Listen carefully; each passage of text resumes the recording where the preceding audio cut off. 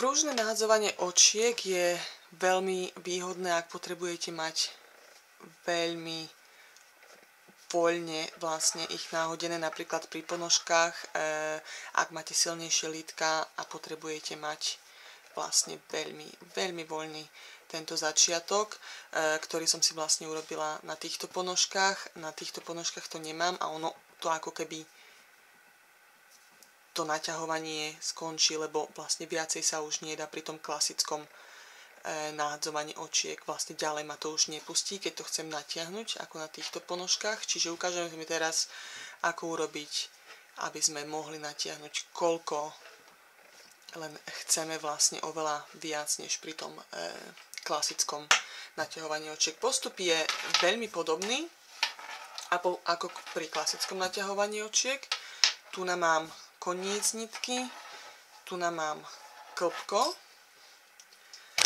a ukážeme si to teraz klasickým spôsobom, ako predtým sme si ukázali. To prvé očko natiahneme takto, ale teraz, aby sme si urobili tú časť, kde to chceme mať voľnejšie, urobíme slučku, ktorú otočíme raz, otočíme dvakrát, nahodíme ju takto voľno na ihlicu, zoberieme si túto nitku a prevlečieme ju, ako keby sme štrikovali pod tú slučku a zatiahneme tu na.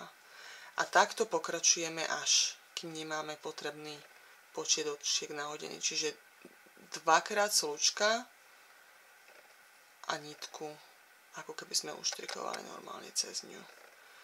A takýmto spôsobom sa vám vytvorí veľmi prúžny vlastne okraj. Čiže sa nemusíte obávať, že by ste to mali príliš natesno, a tiež si môžete regulovať takýmto spôsobom, ako veľmi prúžny ho samozrejme chcete. Čiže ako chcete mať oveľa prúžnejší, tak vlastne nezaťahujeme príliš nitku tu na, zaťahnete ju len takto na voľno, alebo keď ho chcete menej prúžny, tak zatiahneme viac. Malo by to vyzerať takto nejak.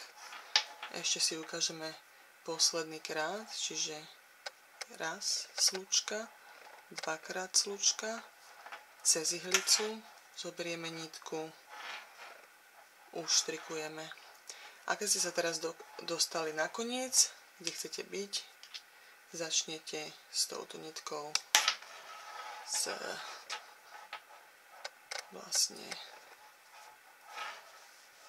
z klbka a pokračujete štrikovať ďalší riadok normálnym spôsobom.